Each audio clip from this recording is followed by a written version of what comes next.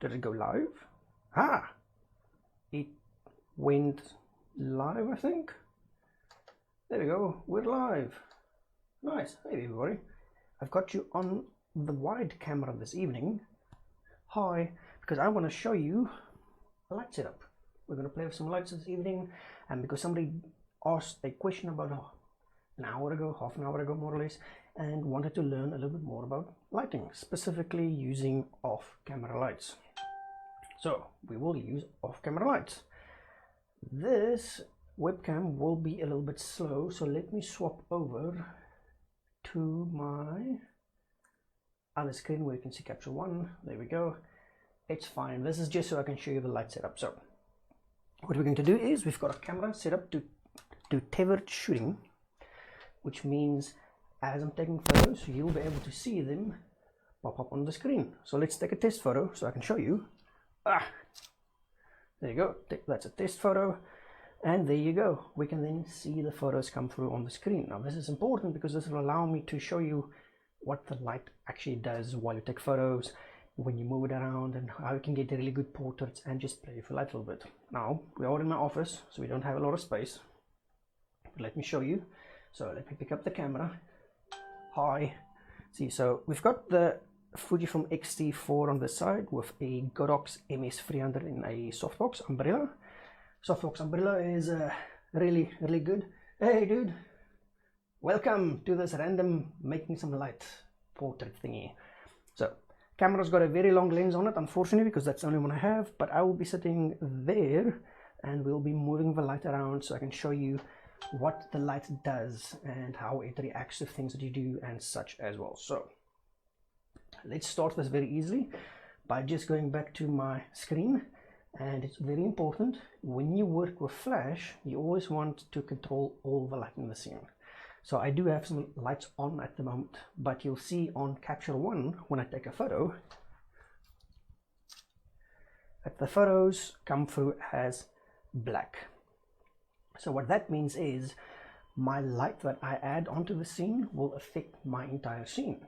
My scene isn't affected by the lights on top or any of other lights in the room at all, which means I have full control over all the light in the scene, which is what we want. So let's first do a very simple and easy setup, which a lot of people like to do when they get light, is they like to put their light on full power, blast it directly at your subject, and place your subject directly against the wall, which might not be the best thing to do. So let's switch on our flash, or trigger in this case. Switch on your little, there you go, it's on. So for this evening we are using the X Pro trigger for Fujifilm. So currently my light is at 1/4 of a power, but we will adjust that because now what we want to do is we want to add light to the scene so we can start playing around. Now the first position we have light in is directly at the camera, and when it's directly at the camera, it does mean that our light will be direct at the camera, shooting at our subject. So let's take a test shot so we can just see if our light needs to be turned down or turned up or anything like that. Now because I am working by myself this evening, I will bring my camera on timer so we can actually see what it does without me needing to run around a lot. So 10-second timer should be more than adequate. And what we're going to do is press the shutter, have a seat, look at the camera, and just wait and fire. Now, is that too bright? Is it too dark? Well, we'll find out. That is way too bright, holy hell. Okay, so that means we need to turn down the power on the flash. Now you can do it either on the trigger when you're using the Godox X Pro triggers as such, or you can do it directly on the light itself. So because I can't really see the trigger because the camera's all the way against the wall, I'll just adjust them on the power on the light itself. To do that, it's very easy. All we do is we come to our light, we take the little knob, we turn it to the one side to increase power and to the other side to decrease power. So we were at 1/4 power, but now we want to go down to 1/16 of power, and just see how that affects our shot, because now we need to adjust the light accordingly so we can get good light in our shot. So with that setting changed, let's just pop the flash. There we go, and it's on a 10-second timer.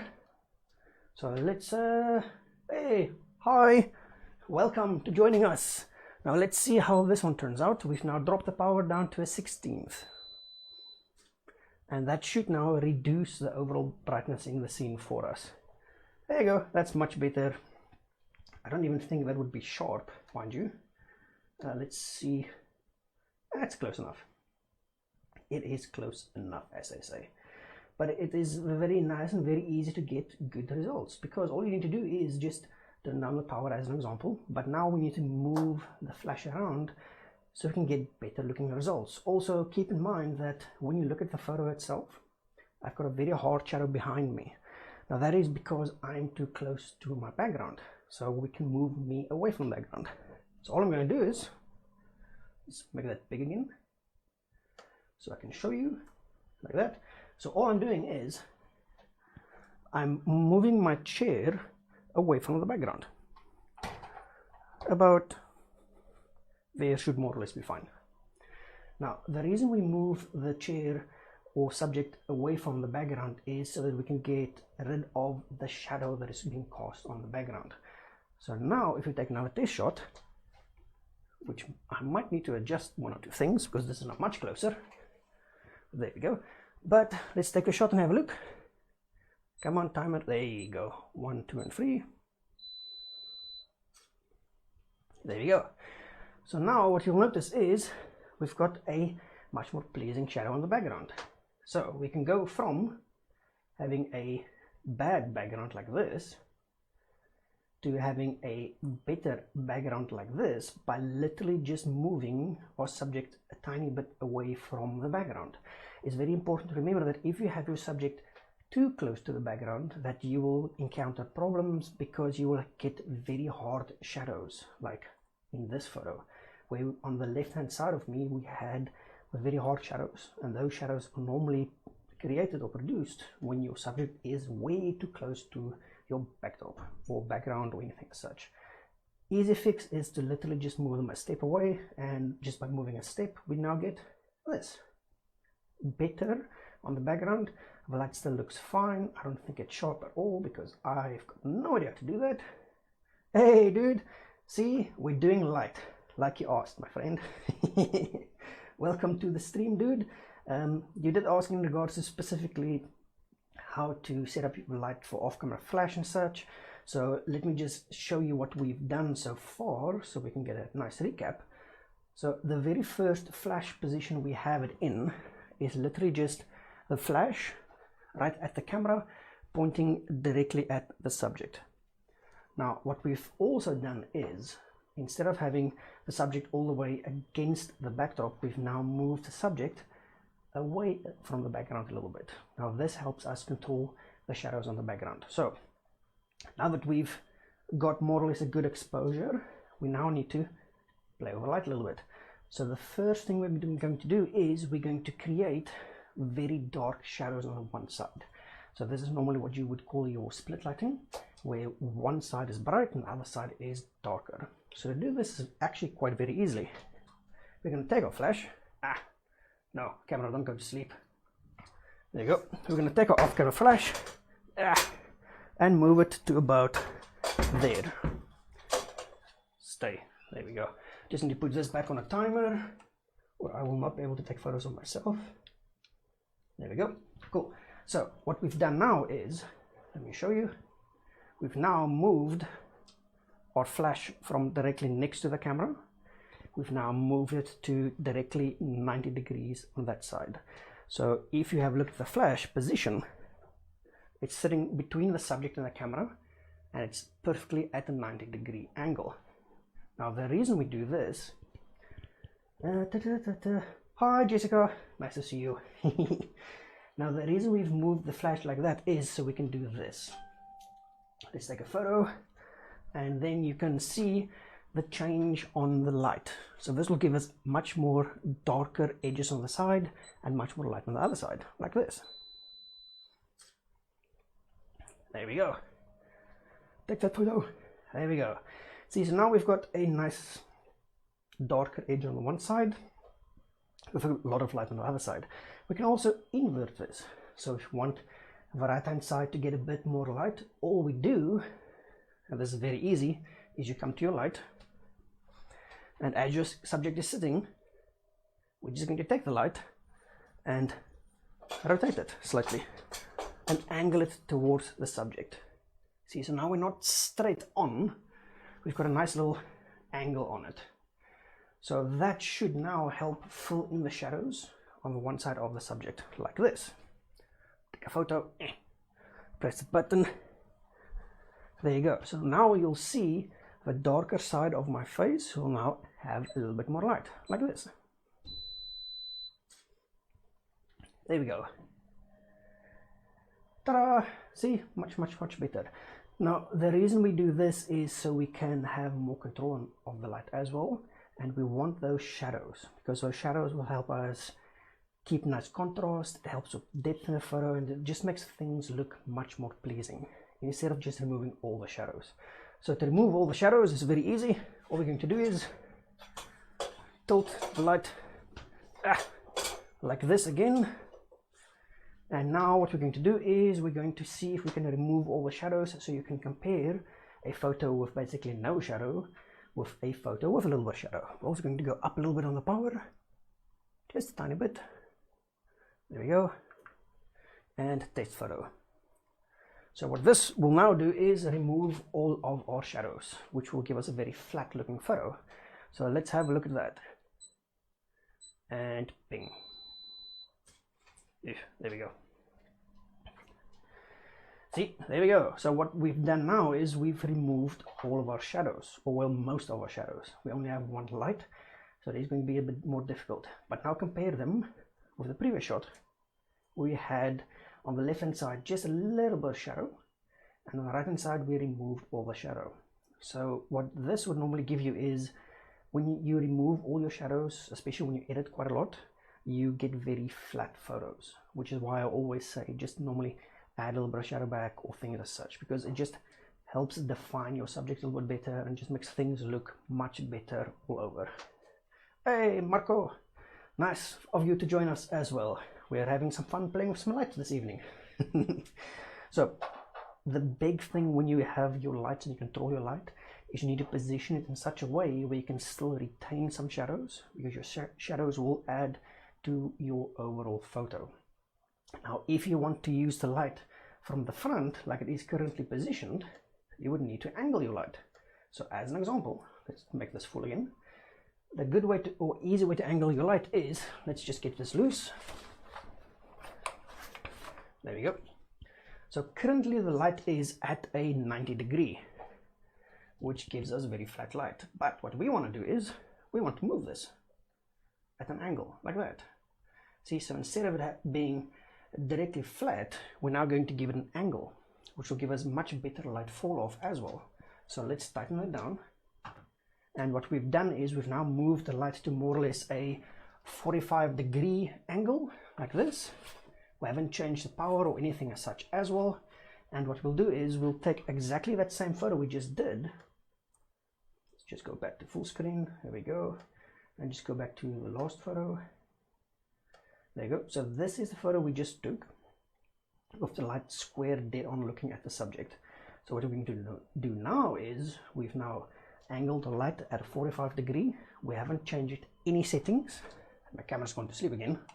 I hate when that happens. New camera, why do you sleep so much? It's not even that late. Back to 10-second timer. There we go. And let's take a test photo. So this is now the same photo, but we've now angled the light at a 45 degree from the front, which will give us a photo like this. There we go. See, now we have, hello, I'm Andrew. Hey, Abigail, nice to meet you. Nice to see you again. So what we've now done is we've literally left all settings exactly the same, and all we've done is we've now rotated our light down to a 45 degree angle.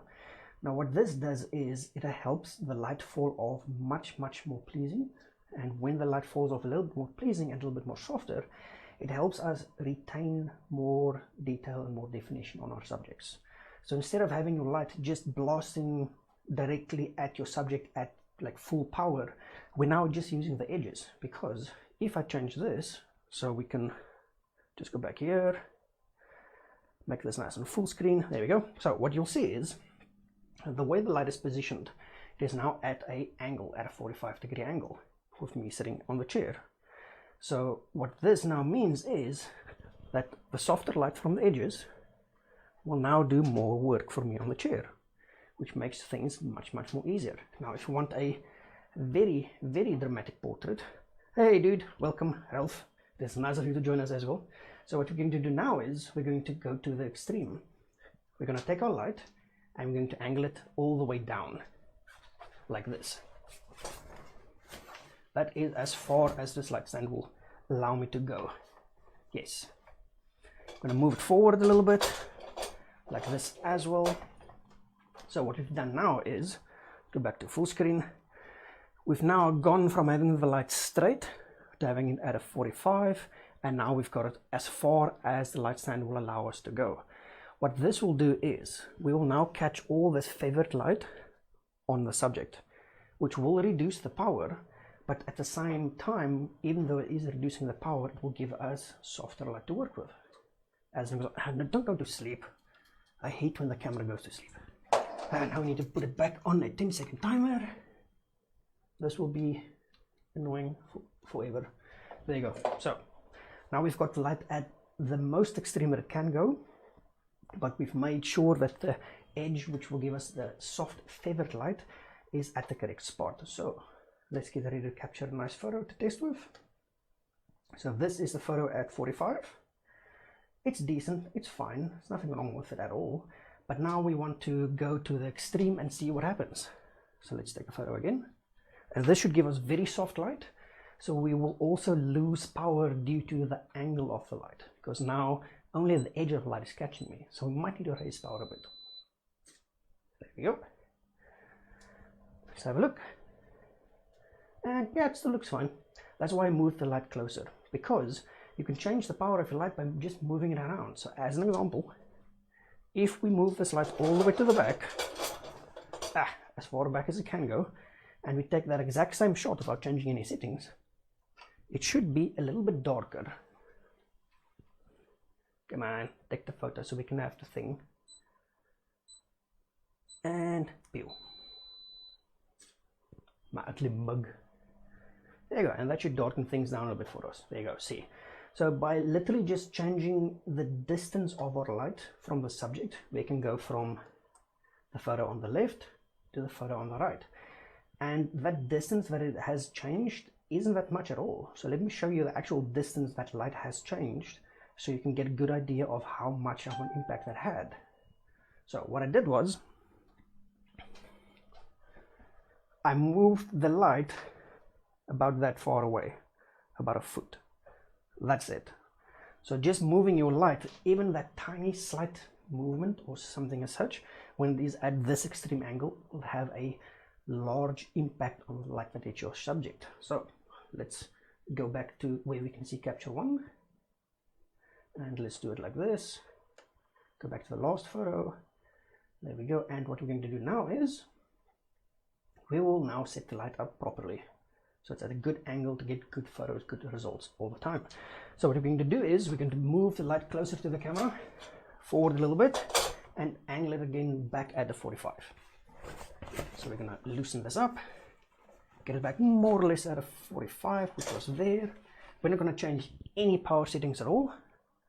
I'm going to take our test photo and just see if we've now got our nice pleasing light back, which we had previously.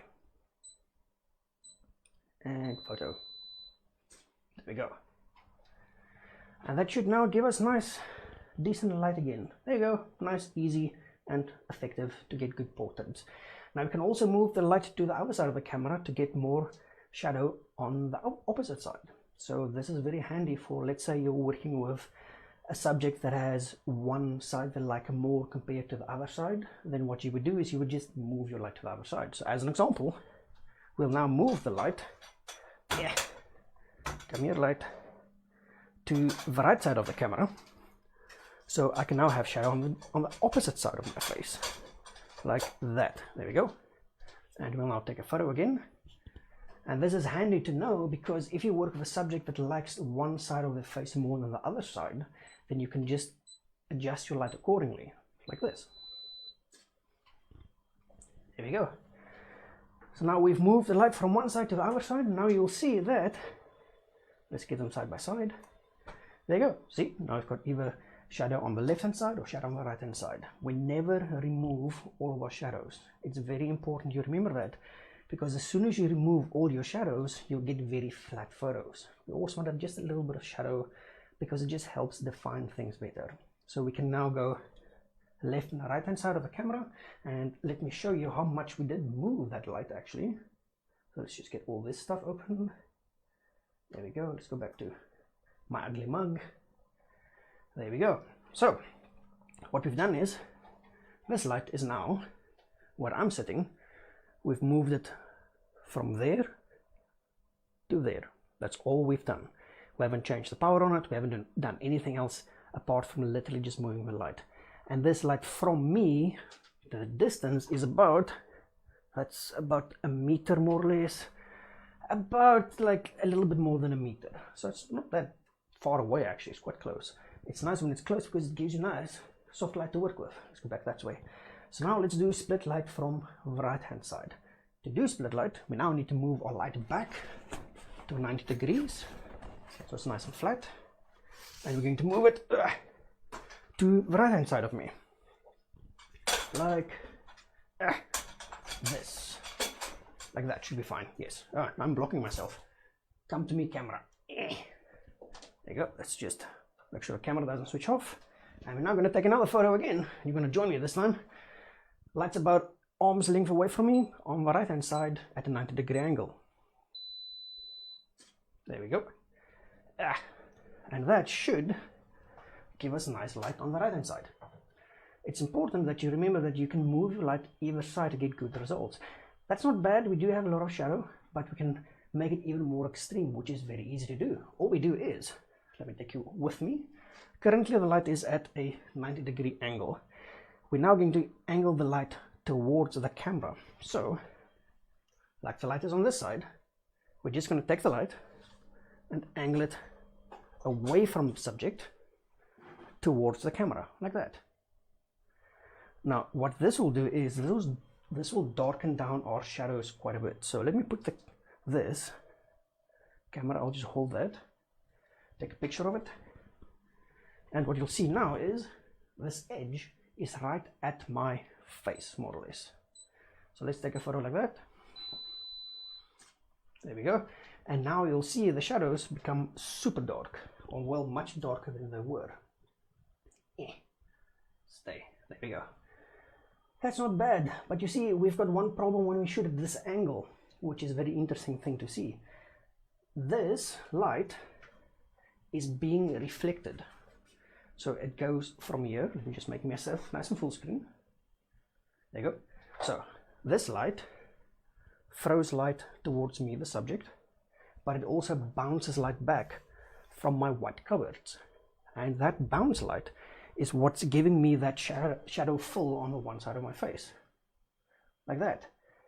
But now if you move the light to the other side, where there is no reflective surface, which is white. Come on, move. Ow, move. There we go. This is harder to do when you're on your own. There we go. So now that we've moved the light to the other side where there's no white covered to fill in the shadows, we can now have a look and see what this does. And fire. There you go. And that should give us very dramatic light. Oh well, more or less, more or less. This room is small, it's white all over. But yes, so it is very important to remember that where you place your light, always be mindful of what is around your light. White cupboards, white walls, like I have in my entire office, they bounce light back every single time, which is cool because you can also do something nice. So when it bounces light back that much, you can switch your light off remove your umbrella, because we want to be as cheap as possible by just using the light itself. Put the umbrella down that side, and what we're going to do is we're actually going to now angle this light to the back of the camera like this at a 45. We're going to leave all the settings exactly the same, and now we're not using a oh crap, I need to change back quick and sit. Being one man, it makes it difficult. Now notice what the reflective light will do.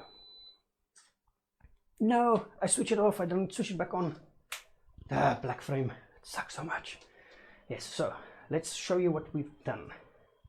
So we've now removed our softbox. It is that side, it is no longer with us. And we've now placed our bare bulb shooting into the wall at an angle. This will now bounce light back towards me, because sometimes when you go to locations we need to do a shoot, you do not have access to your softbox due to space limitations or things as such, and you can just bounce light back like this. Power setting might be wrong, but let's see how it looks. And fire. There we go. And this is now without a softbox. Ta-da! Perfect. We didn't even need to change any lights or settings or anything as such as well. Now, why this is important to keep in mind is when you need to bounce light in a small area, because you can't really get your softboxes in there, you can just find a wall, bounce it back. Important though, the color of your wall will impact your shot. So let's just turn the light around, because a lot of people like to do this as well. I'm going to face the light towards my face like this. That's not a good angle to shoot at, because unfortunately you will get a very bad light, and that's going to be way too bright. The power's too high on it. I'm 100% sure of it. Let's have a look. And light. Ow, my eyes. That's going to be a whiteout. Close enough. Close enough. But yes, in cases like this where you have even less space to work with, you can do the following. We're now going to angle the light up. I'm going to put it right above our camera. Now what this will do is, this will bounce the light from the ceiling. Let's change it around so I can show you. So now we've got the camera, strobe, firing light into the ceiling. And the reason this is nice is, this takes up very, very, very little space, apart from my shoes and stuff. But yes, that takes up very little space. That takes up less space than our big old softbox, but we can still get decent light with it. Now we haven't changed any settings yet, so let's just see what that does now by just pointing it at the ceiling at the exact same settings. Fire. There we go. And that should give us better light. Ta-da! Better light. Isn't that just amazing what you can do without needing anything actually? Now you can do the same thing with your speed light. Where is the speed light? I have a speed light somewhere. I will find it. Oh, it's in the other room. Dang. Excuse me for a second. I want to go grab a speed light so I can show you. You can do exactly the same thing by bouncing your speed light around. Yeah, give me a sec. The mic. Okay, give me a sec. I'm going to grab a speed light quickly.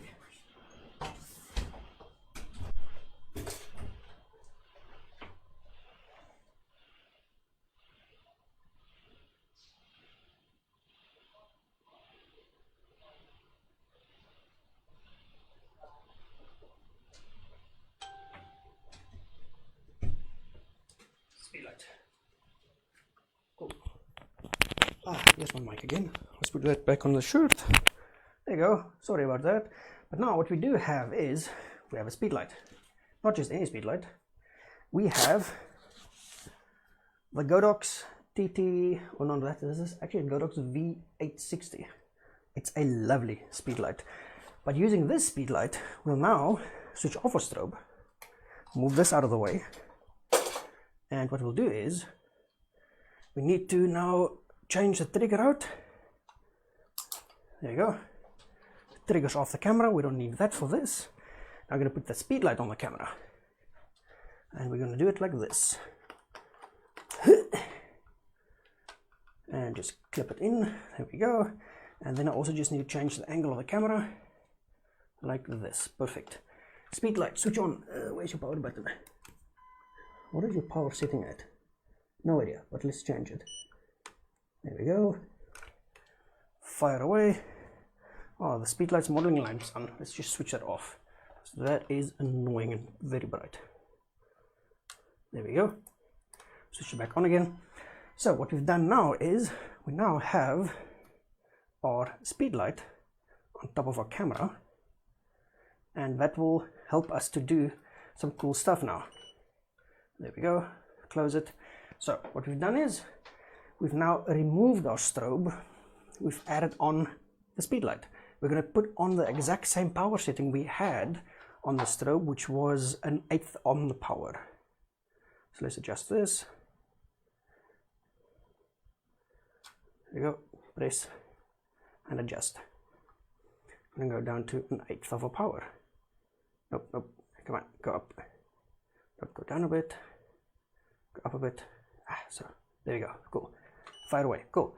So that is now set to exactly the same power level as our strobe. So let's see what that does if I point this at my face now and take a picture. Now what we've done is we've now angled the camera differently so we can get the light to bounce from the ceiling. So let's check how that works. There you go. So let's see how that turns out. A little bit darker. We might have changed the setting on the camera by accident. Yes, okay, so we need to change our settings a little bit to compensate, because a speed light needs a little bit more power. So what we'll do is we'll go up on the power. We're currently at an 1/8. Let's go up to a 1/4 power, which is 1/4, and then just see how that compares. Let's just see if the angle's correct. It's almost correct. There you go. So we've now gone up in the power a bit, and we're bouncing the light from the ceiling, which is a really good way to shoot your speed light. So fire away. Pa. Come on. There you go. There you go. Now that should add a little bit more light on the subject. There we go. See? Nice and easy and fast. We can also bounce this speed light into the wall or the cupboard next to me because it's white. So to do that, we'll now change the angle of the camera into portrait orientation, like such. Angle the speed light towards the cupboard, like such, and take a test photo. Same power setting, same everything, but now all we're doing is we're bouncing the light from the wall to my left, and you'll see more light on my left and right hand side, like this. There we go. And that will do some cool stuff. That was sitting in a very bad spot. Damn, that's bad. Okay, let me just move my chair because I did move the camera a bit. Try that again. Press the button. Come on. There we go. I might be able to close. Oh cool, I did focus. Nice. I was not sure if it would focus. But there we go. See, so now we've got more light on the one side, less light on the other side, because now we're just bouncing from the wall. Now a lot of people like to just point the flash straight ahead like this. That's going to be way too bright, but I just want to show you. So a lot of people like to do this. They like to point the flash directly at the subject and just fire it, which is not the best idea. Ow, my eyes. Way too bright. That's going to be a whiteout. Whoa, yeah, whoa, that is way too bright. It will focus. Fuji, yes, you're correct, Alan. It will focus. This is the X-T4. It did arrive yesterday morning and the lens this morning. So yeah, gotta love it. Got to love it. So instead of raising that, we're just going to go there on the lens and do the focus. Hey man, hey, come on, it's nice seeing you joining us, dude. We're just playing around with some light this evening. And fire away. My eyes are so sore. Yeah, there we go. That's me. So that is what a lot of people do. They literally take the flash or speed light, point it straight ahead. Let's just make this big again. There you go. They point their flash straight ahead at their subject. So as your subject is this side, you're blasting them with light. which will not give you the best results. What that will do is give you a photo like that. So what we're going to do now is take our speed light, angle it away so that light is bouncing from that cupboard, which should work quite fine. Now let me just go back to 5.6 on my lens, because I like a 5.6. So we've now changed the angle of the flash. I'm going to bounce the light off the cupboard. Very easy to do, and it's going to save my eyes for the future. Go back to here, do a test fire. Now you just need to sit down again. Did I press? Yes, I did. 6, 5, there we go. Now, notice the difference in the light by just changing the angle of the light. Plus my eyes like it so much better. There you go, see? Easy and fast. No problems at all. So when you work with your speed lights, remember, don't just blast them directly at your subject. Angle them away a little bit. It just works better. Now we can get the same results from the speed light that we got from the strobe earlier on. So let's just compare these. It's angled at that angle. So what I'll do now is I'll grab the speed light. Come off. There you go. Speed light's off. Switch it off. This is a fun speed light. We're doing a full video tomorrow regarding that specific speed light, where we'll be going through all the settings, all that type of stuff as well. So keep that in mind. It's going to be quite fun. So hi there, trigger. Ooh, that power setting is way too high. Let's drop that down to the same power as we had on the speed light.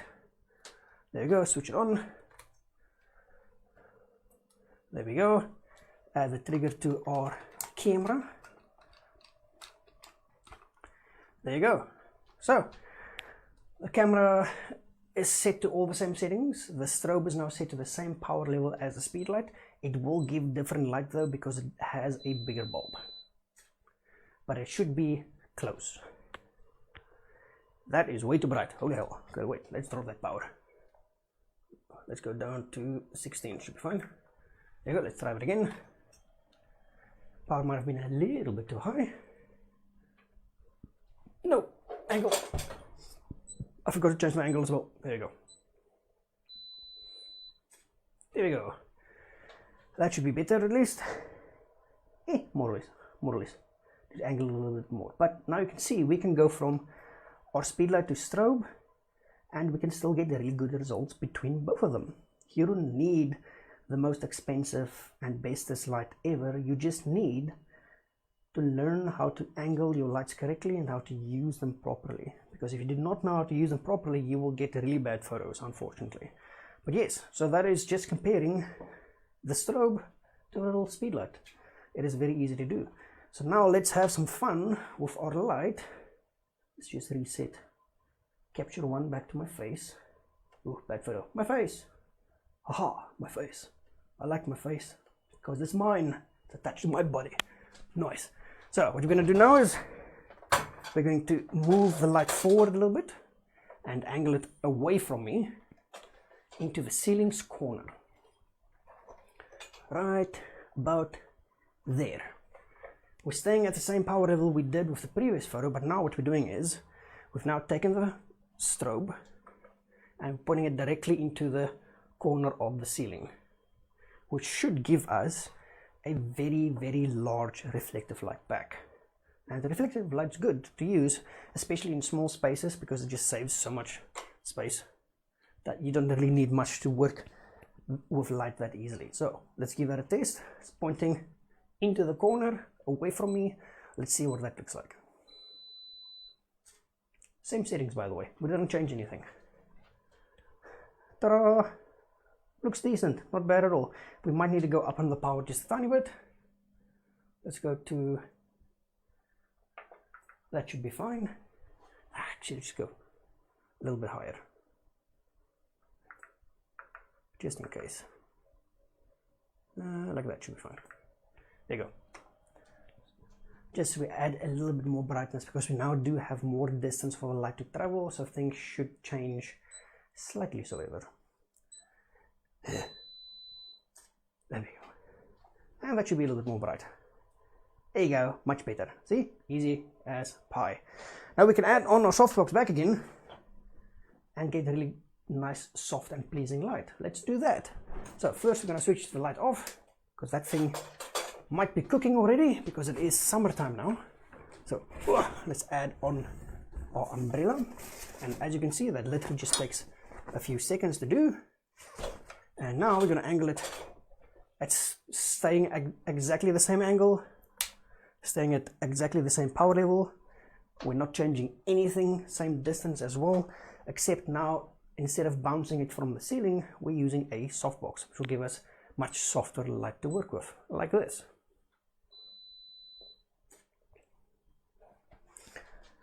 Hey Peter dude, nice you joined us. Whoa, that's added a whole bunch more light. Let's just drop that power slightly. There you go. That should be fine. Let's test that again. I never try to overexpose my skin tones. Always try to keep them nice and plain and level. Okay, let's try it again. Same position, dropped power by a tiny bit. There we go. That should be much better. I believe at least. Yeah, there you go. Much better. So if we compare that now to the photo we took, bouncing the light from the ceiling, you see there is a difference, but not much. We've got more direction control now as well. Now we can also compare this last photo we took with the one we took using the speed light. That's a bad example. Let's go this one. There you go. See? So you can get good results with both. Just depends on where you put your light and how you do your stuff. There we go. That's very nice. If you have any specific questions regarding light, do drop it down below and I will see what I can do to get you sorted out. We have a few more minutes. Where's my cape? I do have a cape actually. Let me show you. I have the best cape on the planet. Because you know what? I support my country. Best cape you can ask for, dude. So, when it comes to your lights, it is very important that you play around with your lights so that you can see how different angles affect different things. So, me as an example, I like to do the following with my lights. I like to angle them down a bit and then move them forward a little bit to more or less above that. The light power might need to change, but this is what I normally like to do, especially when I'm working with subjects and clients. I put my camera, light in between the subject and the camera, and I angle it down as far as it can, but I make sure that the center of a light doesn't hit the subject. I only want this section to hit the subject, because this will be much softer compared to the center light that comes from here. This is going to be hard light, soft, always softer to the outside. So what we want to do is, still got the label. I think I got the label somewhere. No, the camera switched off again. Dang it. I need to change that setting for the power thing. So annoying. I keep forgetting to do that. Okay, let's change back to 10-second timer so I can show you. So the reason I like this setup is it's extremely easy to do. It allows me to also bounce light back in if I should need light back. But this should be... Move. There you go. Like that. Might need to adjust the power. Let's go back to my mug. And that gives us a photo that looks like that. See, it's easy, fast setup to do that. We can also add on reflectors and stuff to fill in those shadows from one side, which I can actually do quite easily, more or less, because I have... Come here. Got it. There we go. I do have some like white fabric thing. So what we'll do now is I'm going to put that over my chair because I don't have another stand for it, and I'm going to put that right next to where I am, like that. And that should now fill in the shadows a little bit more. Let's take a photo. We've now added the little makeshift white reflector on the side, which should now help fill in the light a little bit better. There we go. And that should fill in the light a little bit, but not too much. Oh, I might have moved too close to the light. Nice show. Thanks, man. Thank you. I'm just trying to help. So see, what we've done now is we've literally just added a random bit of white paper that I have to the side of my face just to fill in the shadows. Now, remember, we don't want to remove the shadows. We just want to work with the shadows to get better and more pleasing results. And what you'll see is, on these especially, if I zoom in, the right hand side is the one with the light that has now been filled in using just a little bit of white paper, and the left hand side is without. So notice the shadows, they are still there, but they're much softer now, because we want nice soft shadows to work with. Soft shadows are fun. I like soft shadows. I hate hard shadows on my photos because I want my subjects to look more or less as decent as possible. So yes, let's reset this. And now what we'll do is we'll add negative fill, because this bit of paper is, let me just make this larger again. So this is a very cool bit of paper. It is a vinyl offcut from my backdrop, which is standing there. So it's white on the one side, and on the back hand side it's black. So what we're going to do now is we're going to take this little bit of paper and we're going to rotate it around so the black side is now facing me, which will give us negative fill. Now negative fill will add more shadows. Come on, do that. That should be fine. We'll add more shadows to your subject like this. Press the photo. Now why would you want to use negative fill? Because, well, let's say you want something a little bit more dramatic, like this. Then you can use your negative fill to darken down the side of your subject, which will have an awesome effect on your photos. So as an example, the left hand side is filled in using our white reflective side, and the right hand side is filled in using our dark side. We haven't changed any settings on the camera or anything as such. All we've done is change this bit of paper from white to black, and that's all we've done. And the nice thing about that is now we can control the light even more. We can now shape the light to give it a little bit more definition and such, because it's important to remember you control the light. You tell the light what to do, so keep that in mind. If you want more contrast, more shadows or anything like that, just grab a bit of black paper, add it to the side of your subject, and it'll give you some negative fill. If you want a more beauty, glamour style photo, then you might want to consider the white side instead. I hate this thing. It's so annoying to work with. I should grab a stand. Where's my stand kit? Let me do that. Stand kit. Come to me. There you go. We'll do it like this, because I hate messing with the damn thing. Yes, you can buy the stand kit for very, very cheap from GPB, which is a awesome place to buy stuff from. It just makes life a little bit more easier. There you go. Now we get a stand so we can move this thing up higher, so it's got more of an effect. So let's move it up. Swoop. There you go. That's much better. Now we're going to redo those photos using the white side first. Stay up. It's going all floppy. Where's another stand? Come here, backdrop kit. There you go, another stand. So we can just have it nice and even, more or less at the same height. So you can just have a look and see what that does to your subject. So, whoop, add on another stand so we can get this thing leveled out. Raise that stand up. There you go, nice and easy. There you go. Now this will stand like that. Success. Haha. And the clamps I'll just put on there so it doesn't fall off the entire time, which is annoying. So let me change my camera so I can show what I've done. So what we've done now is very easy. We have our light at a angled down angle, and my subject will sit here with our white bit of reflection just on the side of me. Very nice and close, not that far away. This is about half an arm's length, so it's very, very, very close. But the effect that it will give you is something really cool. It will fill in the shadows, yes, but it will not remove your shadows. That is important. So let's just reset capture one. Come on, reset. There we go. Reset this. Don't you? Oh, you went freaking to sleep again. The bloody camera. I need to change that setting. But first, we need to do this. So let's press. Nope, don't change the setting on it.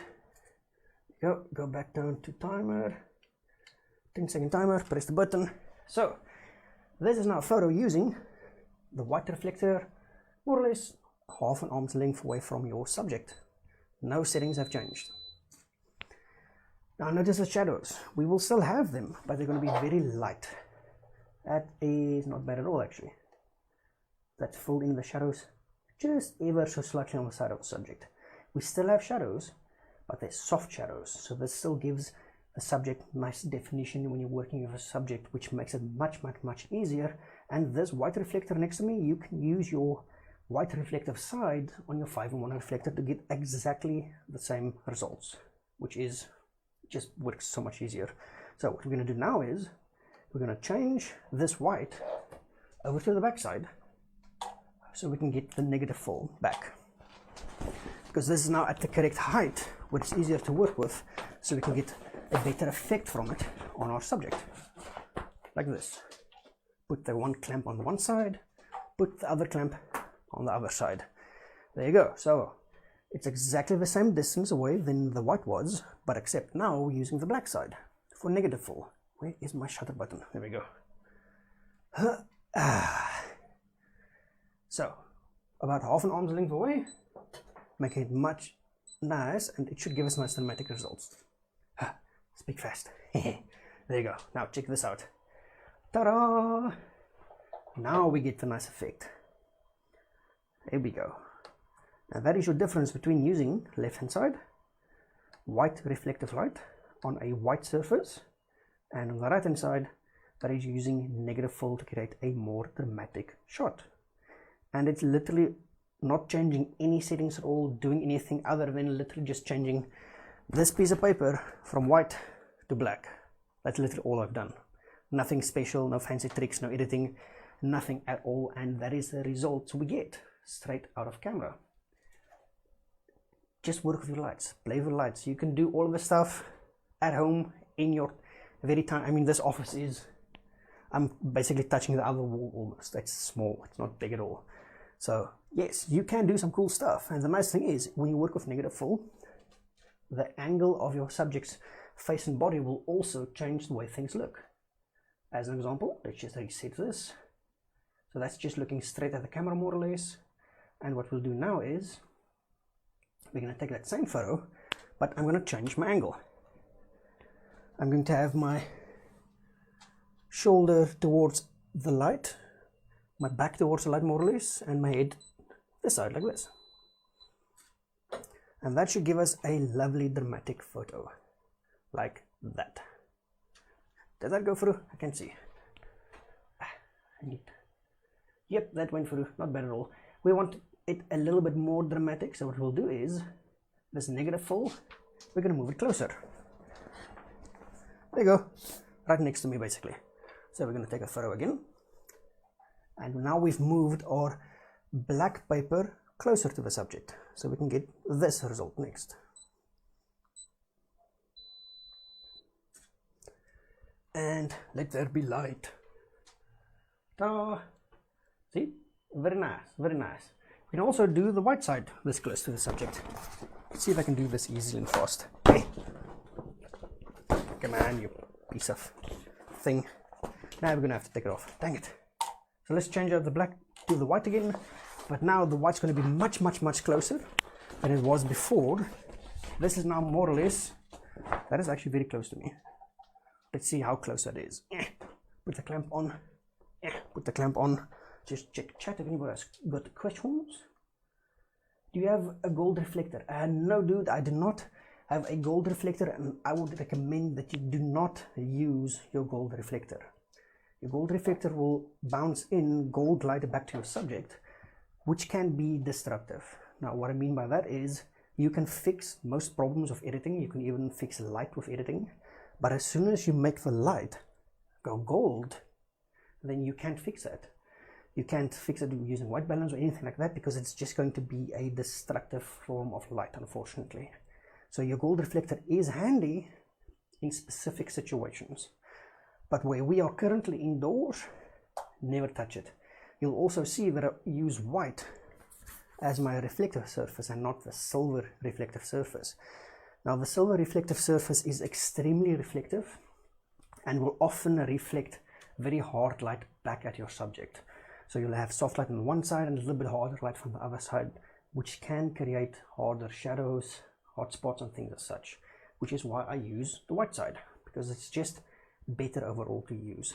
I can show you a silver reflector if I go to the kitchen and get a tin foil, because I do not have a silver reflector, unfortunately. I only have this bit of reflective cloth, which is on the one side, or paper or velcro or vinyl, whatever. It's white on one side, black on the other side, unfortunately. Hey J dude, yeah, we're just playing with some light, just killing some time. Yeah, it's always fun. So what we've now done is we've now moved our white reflector, and it is about 10 fingers away from the subject. So let's see the difference that makes. Let's take the photo. I will sit down more or less at the same spot. I will angle my body at the same angle and look at the camera like this. There we go. And that is now using our white reflective surface. Much closer compared to a black one. So left hand side is our negative full, and right hand side is our full using the white vinyl side. Yeesh, that's sharp. There we go. See, so we can do quite a bit of cool stuff. Now if we just remove it completely, let me show you the results we had without this. So we're gonna drop that, drop that, toss that, move that out of the way, and let's just make sure this thing doesn't go to sleep. There you go, that didn't go to sleep. We're gonna reset capture one again. There you go. And now we're gonna take a photo without any full at all. So this will be just using the light that is available. Or well, just the strobe's light and nothing else. Did I press something wrong? Camera, the camera went to sleep again. Dang it, I didn't press the button hard enough. Okay, let's just put this timer back on again. Hate when that happens. See, yes, it detected again, and press the button. Yeah, I forgot to disable the auto sleep on my camera. Serves me right for doing so. So this is now with using only the light and no full. There we go. Now we can compare the three and you'll see the difference. So that's with our white full, and that is with our dark full. There you go. So the left hand side is using the black negative full. The middle one is using the white positive full. And the right hand one is just using the light without any reflectors on it. So we're not reflecting any light at all, anything as such as well. So now you can see all the way to the right hand side photo, that's just using the light, nothing else. The middle photo is using the white reflective surface, and the photo all the way to the left is using our negative full using a dark full. So in other words, we use the black side of a 501 reflector or a dark side of anything basically to get that negative full. All three photos are good and all three have different use cases. If you work with female subjects, you might want to fill in those shadows a little bit using a white reflector. If you work with male subjects and you want to get a nice dramatic look for them and such as well, you can use your negative full to do that instead, because that will fit better with your subject compared to the other one. It's important that you remember different light works differently on different subjects. It's just one of those things. But yes, there you go, my dude. Sorry, I still do not have gold reflector, unfortunately, but hopefully that has helped you and just taught you a little bit more about light and playing with light. As always, remember, switch on your lights, switch on your camera, play with your lights, play with your camera, do this stuff and have fun. You're shooting digital after all, and because you shoot digital, you can take thousands of photos and it will not cost you any money. You can fire your light as many times as you want as well. It doesn't cost you money. So there's no excuse for you to not practice or play around with your light. Me, I play around with this light every single day. The camera as well, I just take photos every single day as well because I like to practice. It's fun. I get to learn how things work. I get to mess around. I get to do cool stuff like this, which is awesome. But anyway, that's been about an hour, so I think we shall call it at that. If you have any questions, drop them down below. Drop me an inbox. You're more than welcome to do so as well, and we can have a nice little chat and discussion in that specific regard. But yes, that was just playing around with some light and showing you what you can do with your off-camera lights. So hopefully you've learned something. Hope you keep well, my dude. Hope you have heaps of fun and awesome photos. But keep well and take the good care of yourself at least. Show me your results. I want to see what you do. Anyway, have a good one, everybody. Keep well, and I will catch you guys tomorrow evening again, where we will be covering the Speedlight. This little Speedlight, the Godox V860. Awesome Speedlight, and we'll be doing a full breakdown, review, and how to use it in tomorrow's video with Godox. So I hope you guys had an awesome evening. Hey, Zeb dude. Keep well, everybody, and I will catch you guys real soon again. Well, tomorrow evening. Have a good one. Ciao, ciao.